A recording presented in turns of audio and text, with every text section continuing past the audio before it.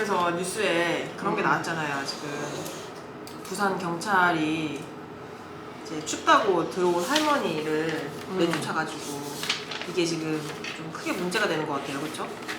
근데 그게 정확하게 부산 어디게 오셨어요? 네, 봤는데 부산 뭐 서구경찰서가 확인을 안 하고 그러니까 지금 초량지구대래. 초량지구대? 동북에 없었으나 거기서 했다가 쫓겨나서 차 타고 어디로 가셨어요? 서부경찰서로. 그래서 이제 사람들이 막 전화를 했다면서요. 그걸 이제 영상을 보고 저 사람들 처벌해달라 막 이러면서 했다는데 어떻게 생각하세요? 처벌이 될 수 있을 것 같아요?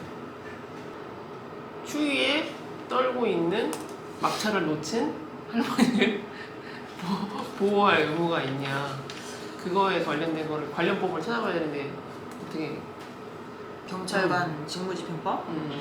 근데 이게 보면은 이제 응급구호라는 제도가 있잖아요. 경직법상. 응급보호. 네. 여기 보면은 미아, 병자, 부상자 등으로서 이제 그 구호가 필요한 사람들에 대해서 경찰이 이제 구호를 할 의무가 있는 걸로 규정을 하고 있단 말이에요. 여기에 이제 해석이 문제가 되는 거죠. 잠시만요. 진동으로 바꿔요. 직무유기가 되려면 이 법에 따라서 뭔가 그 의무가 있어야 되잖아요. 직무상 의무가 있어야 되는데 왜냐면 여기 앞에가 미아, 병자, 부상자라고 해서 정말 누가 봐도 좀 이제 그 구호가 필요한 사람들을 가정을 한 것 같은데 저는 좀 다른 생각을 해봤던 게 그 CCTV 이제 그 공개된 걸 보면 할머니 이렇게 멱살을 잡았나? 뭐 여기를 잡아가지고 이렇게 끌어내잖아요. 난 오히려 그거에 대한 폭행죄는 일단 확실히 성립할 것 같거든요. 정당한 직무집행인지를 나중에 뭐 따져봐야겠지만 그렇게까지 해서 이렇게 뭐 할머니를 끌어내야 될 필요성은 없었던 것 같고. 그러니까 직무유기를 하게 되면은 자격정지 그렇지. 지금 자격정지 이상이니까. 이상이니까 그러면 이제 결국에는 퇴직이 될 수 있다는 거죠. 과연 정당한 그 행위에 비해서 과연 정당한 어떤 그 범주 내라고 볼 수 있는지 이게 근데 그날이 한파가 있었던 날인가요?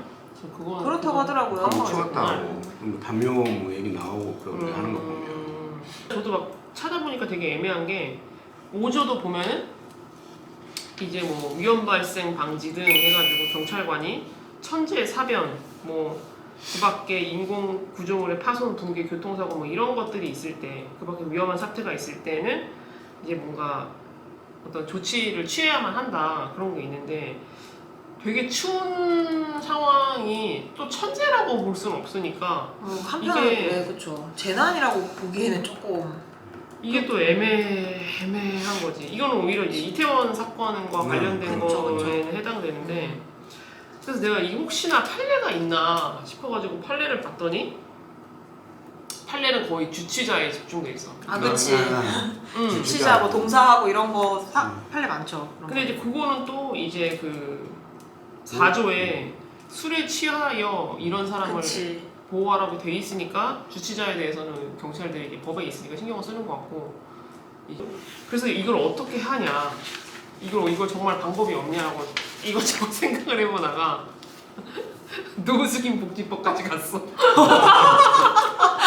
근데 엄밀히 말하면 노인은 절대 노숙인이 아닌데 왜냐면 내가 이걸 검색을 그 법률정보 사이트에서 동사로 찾았거든. 혹시 동사자를 보호할 동사 우려가 있는 사람을 보호할 게 있나 봤더니 중대한 질병, 동사 등 노숙인 등에 관한 응급상황을 신고받거나 발견할 때는 뭔가 지체 없이 필요한 조치를 취해야 한다라고 하는 그 의무에 경찰이 있는데 이게 엄밀히요?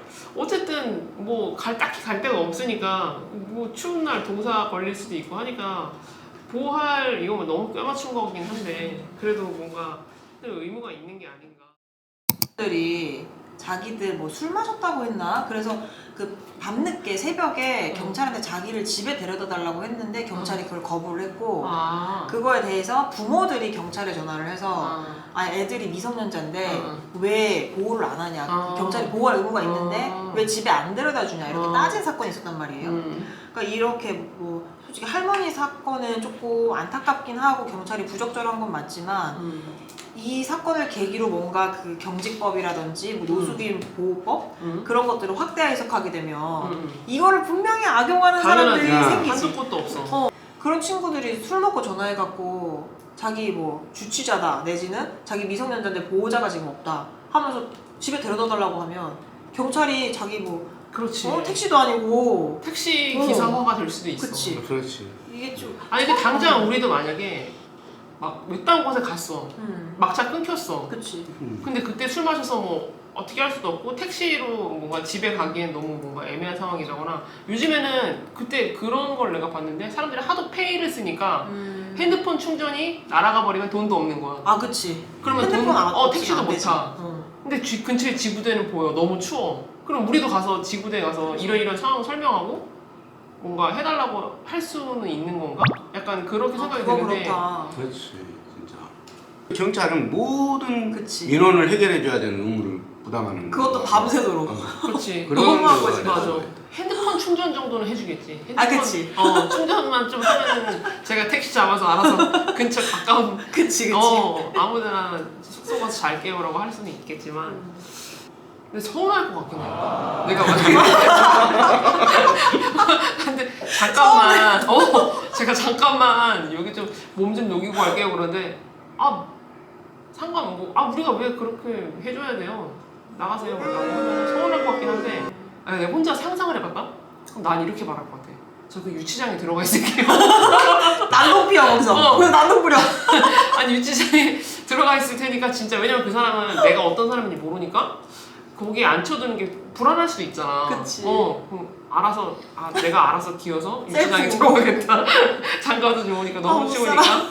한두 시간만 기회를 달라. 아 근데 이게 다시 그 사건으로 돌아가서 이게 더 욕을 먹는 게 그런 부적절한 행동 그 당시의 행동도 있지만 그 이후에 이제 뭐 CCTV를 이제 요구했다고 하잖아요 할머니 쪽에서. 그렇죠. 그 요구했을 때 그 후속 조치가 또 좀 부적절한 부분이 있어서 더 욕을 먹는 것 같은 것 같아요.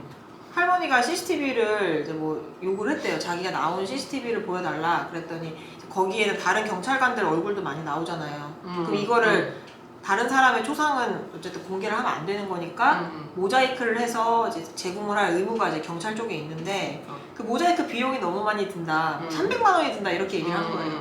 근데 실제로는 뭐 한 2~30만 원이면은 이제 모자이크 처리를 하고 하는데 충분한 비용인 건데 과도하게 그렇게 안내를 해서 오히려 그 할머니의 어떤 권리 행사를 위축시켰다. 이것 때문에 더 비난을 받는 것 같아요. 정보공개법상 정보를 무조건 이제 공개 청구가 있으면 이제 뭐 비공개 사유가 이제 법에 엄청 제한적으로 되어 있고 그런 사유가 없으면은 일단 공개하는 게 원칙이잖아요.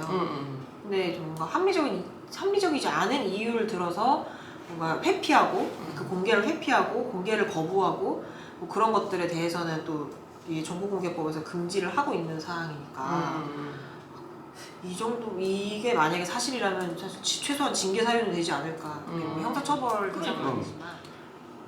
근데 김 변호사님은 약간 좀 뭐라 그럴까 좀 경찰이 그래도 좀 어려워하거나 그러진 않아요? 왜요? 아, 그래도 되게 아니 왜냐면은 저희 김수현 변호사님은 뭔가 너무 어려 보여서 저는 안 어려 보인다는 거니까. 너무 어려 아니, 보이는 그러니까 것까지 성이 바라시면 같다. 안 되고 너무 어려 보이는 것까지 바라시면 안 되고요. 왜냐면 뭐 갔는데 그러는데 내가 그때 자기들이 무슨 처음에 회의 같은 거 갔는데 애들이 막 이렇게 보다가 모임에서 처음 본 사람들이 나한테 그러더라고. 몇 주냐고 몇 주냐고 막 그러더라고. 몇 살이냐고. 그래서 내가 25입니다. 무리한 농담을 하시는데 사람들이 그러는 거라 자기 친구들인 줄 알았다고. 자기 친구인 줄 알았다고 그러면서 제가 30몇 살이라 하더라고. 친구인 줄 알았는데 와 그분이 사회생활을 잘하시네. 너무 잘해. 어리셨다고. 옛날에 우리 어쨌든 그러면은 이제 그러면은 이걸 그럼 결국 입법으로 해결할 수밖에 없겠네. 그러니까 입법이 돼서 내 생각에 아마 지금 직무유기 고소를 했기 때문에 평가할 텐데 2조. 네, 이거 직무유기법 2조 가지고 이게 과연 기중이를 할 수 있는 아. 거냐라고 했었어 해석을. 아마 2조 가지고 아마 그렇겠죠. 2조에다 포섭을 할 가능성이 상당히 제 크고 그럼 2조, 되지. 2조로 포섭을 하고 이게 과연 2조가 보면은 이제 1호에 국민의 생명, 신체 및 재산의 보호에 저 여기 대해서 자막에 뜨겠죠? 그게?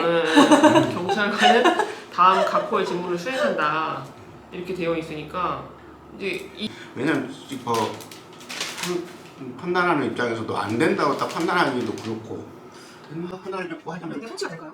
그래. 이게 불성취 결정이 나면 자기네 그 가족에 관련된 이야기니까. 근데 뭐 경찰이 본인은 검찰에서 직수하는 거 아니에요? 참 안타깝긴 한데 할머님도 사실 엄청 충격 받으셨을 것 같긴 해요. 그 막 멱살 잡아서 이렇게 끌어내면은 경찰이 또 젊은 막 청년들이고 하면은 무섭잖아요. 일단. 그렇지. 그렇지. 정신적으로 충격이 크셨을 것 같긴 한데 그래도 뭔가 좀 균형이 맞아야 되는 건 맞는 것 같아요. 이게 제재가 필요하다고 하더라도 스푼이나 먹을까요? 안 그래도 그 타이밍을 기다리고 있었어. 네. 아니 아까부터 계속 봉투를 만지작만지작해서 아 저거를 이거 따뜻할 때 먹고 싶은 것 같은데 근데 이게 이미 식었어. 식어서 어쩔 수 없어. 아니 근데 가끔씩 이 플레이 맛이 너무 오전 중에 막 다 팔려. 지난번에 되게 아침에 일찍 갔는데 근처에 있는 사람들이 다 사갔다고.